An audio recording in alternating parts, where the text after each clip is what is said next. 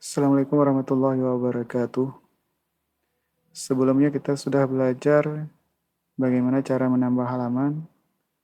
Pada pertemuan kali ini kita akan belajar menu pejabat. Di menu pejabat ini kita akan melihat daftar pejabat. Kita klik daftar pejabat.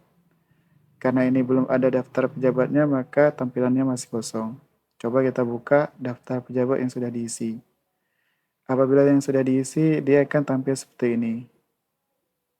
Jadi, apabila website OPD dilampirkan semua pegawainya, website Gampong juga dengan perangkat desanya, Pak Becik dan lainnya, maupun di Dayah dilampirkan juga struktur dari pengurusnya juga, kepala sekolahnya, dan sebagainya. Demikian pertemuan kita kali ini. Selanjutnya kita akan membahas cara menambah pejabatnya. Assalamualaikum warahmatullahi wabarakatuh.